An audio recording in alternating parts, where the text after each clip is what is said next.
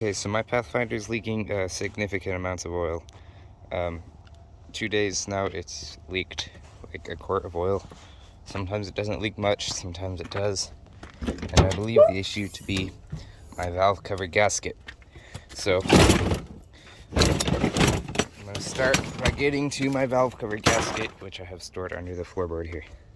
So this is what I got. It actually just came with the car. And I'm gonna see what it takes to install. So I wasn't able to find really any help on this,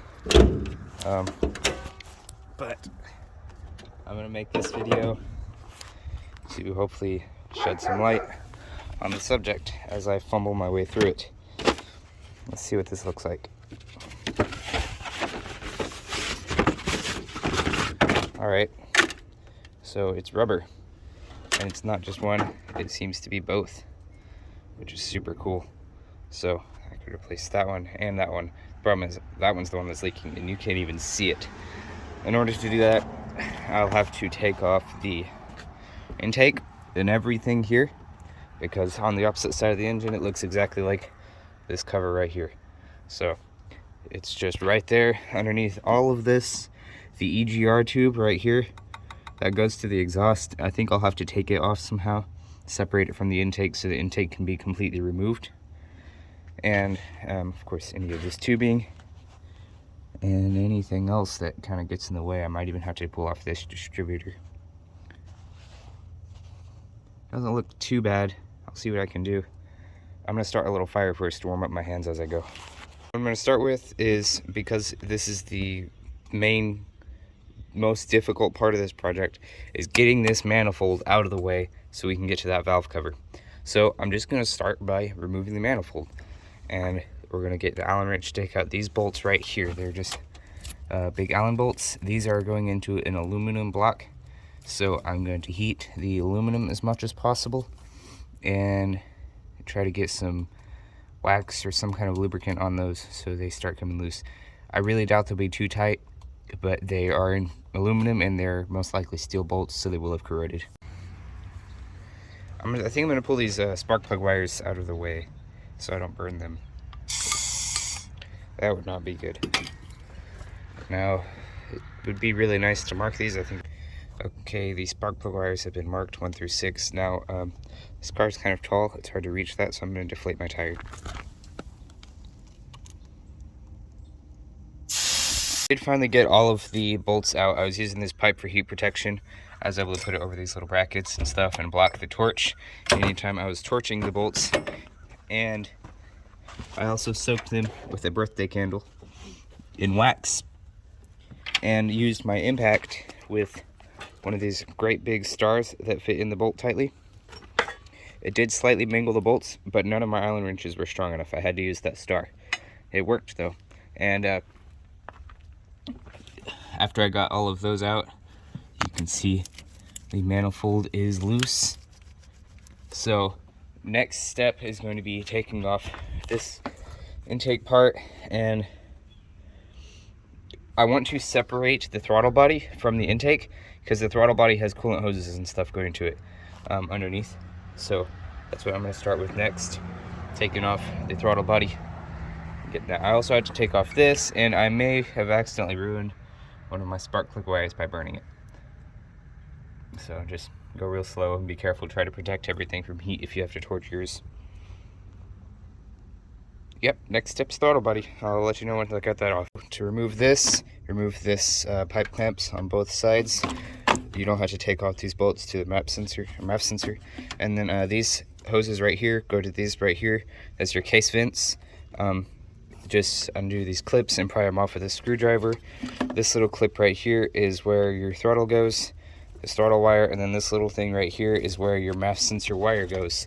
So just pull all that off and set it aside. Now, throttle body, 4 12mm bolts to separate it from the intake manifold.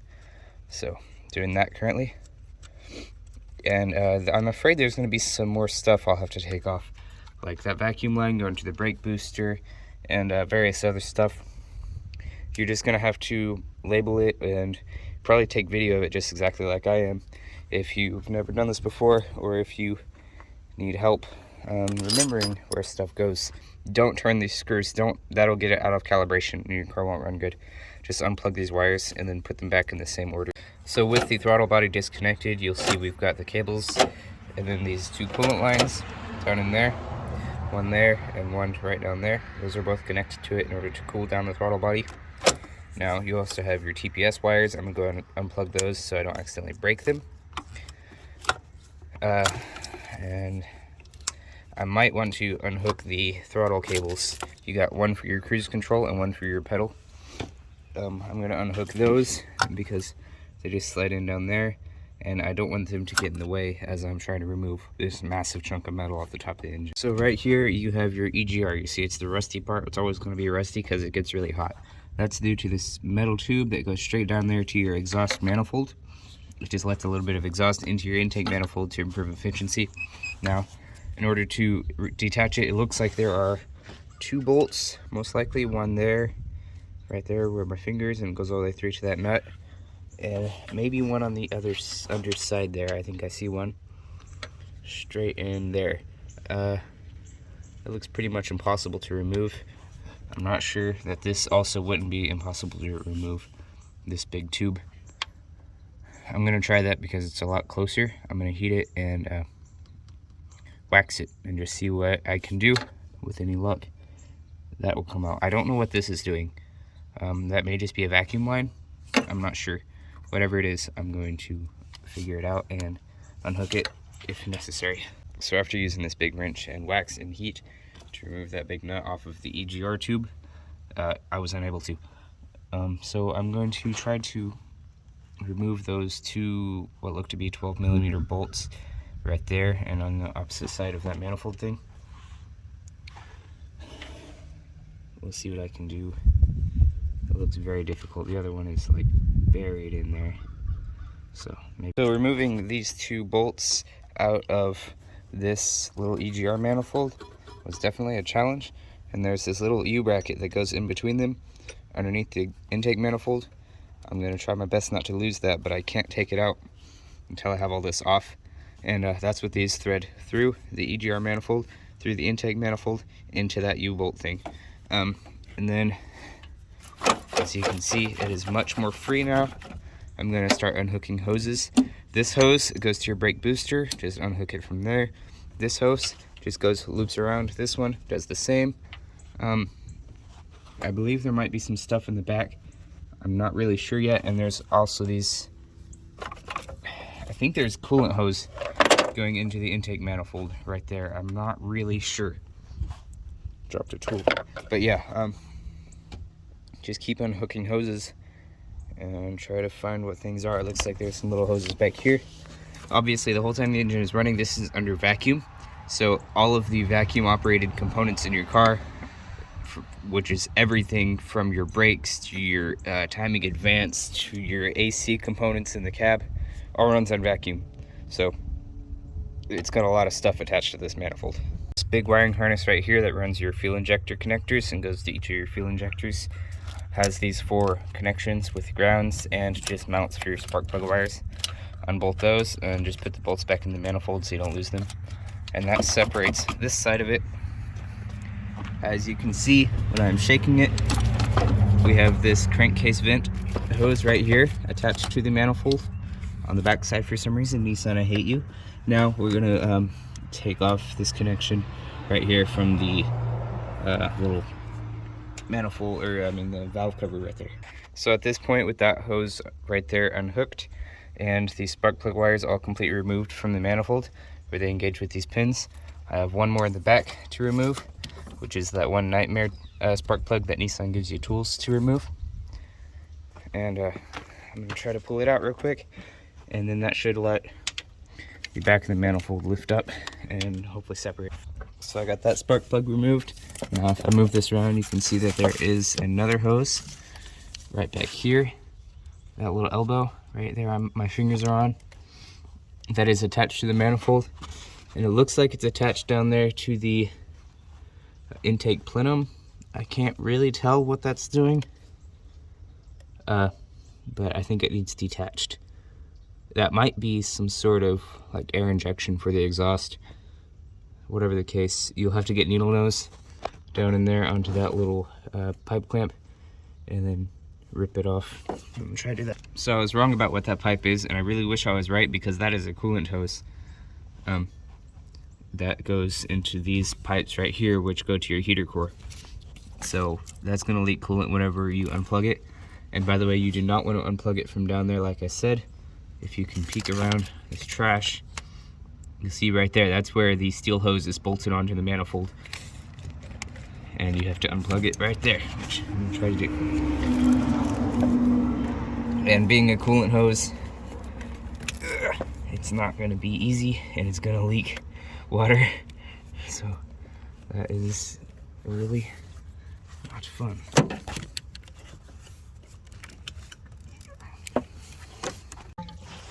So I got it off. It is dumping a little bit of coolant out of there. So on the back of the manifold, if you look all the way back here, climb onto the engine, and you'll see that hose that I unhooked right there. There is another one right in there that's going straight down. And that's also attached to the manifold, so you'll have to unhook it somehow. I believe I can get needle nose pliers right in here where my fingers are and grab that clamp and unhook it. I don't know how I'm gonna rehook those. Yeah, I'm really afraid of doing that, simply because it's gonna be such a nightmare to reattach. I'll probably break my fingers and just cut myself up trying to do it. The only other connection, it's like about a 4-inch hose. It hooks on right here where my finger is, and then it goes down there. It hooks on down there onto this bigger hose, intake hose, or I mean coolant hose right there. That one. Okey-dokey. So this hose back here, I was unable to detach it. I'm just gonna have to cut it and replace it whenever I have all this apart and I can actually get to it. Even cutting it is going to be difficult though. I mean, there's just no way I can really show it on camera, but it's just right back there. It's right underneath that spigot that my thumb is on. So I'm going to cut it, and unfortunately I do not have that hose, and the only way I can get it is to ride my Honda motorcycle that has a spun rod bearing. So here's to hoping it doesn't just decide to blow the engine on me as I'm riding. Luckily I only have a couple miles to go, but I'm not about to walk. I don't have time for that. So I'm just gonna cut this and get the stinking job done. I only have one day to do this. I have to be back to work in the morning, and I would recommend not putting yourself in this situation. But I'm just the kind of person that enjoys a challenge, I guess. So I'm just slicing it around the spigot, which may cause a coolant leak. Also don't recommend doing that. Okay. I thought I cut my finger for a second. I didn't.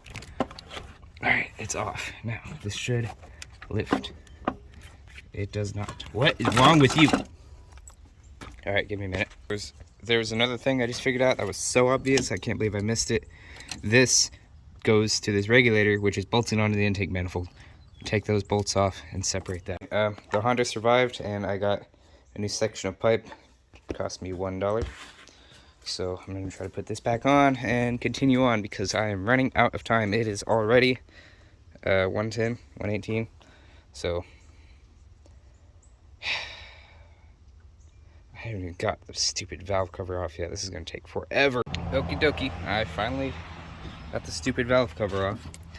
Now, it was a nightmare, but it's pretty straightforward. You just pull out all the Phillips screws, unbolt any of these kind of things that are bolted onto it, and then we're going to rip out. Now you can see there's oil all over this gasket, and there shouldn't have been oil all over this gasket. It should be only on the inside.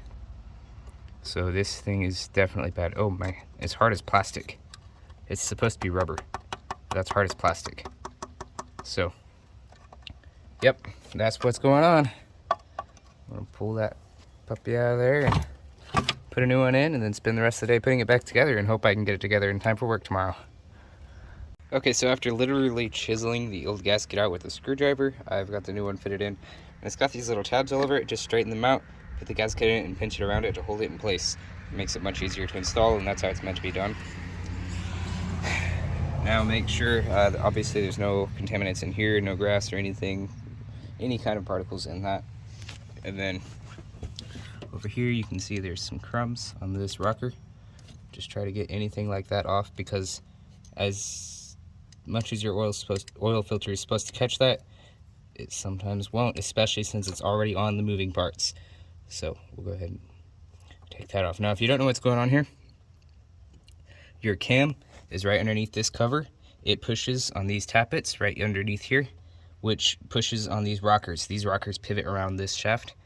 They just pivot back and forth just like this, and that opens and closes this valve. Now this valve goes directly into your cylinder, and this valve lets in intake air out of here, and then this valve lets out exhaust out there in 2 sets, or 1 set for each cylinder. So that's why you have 6 in total. It's pretty simple.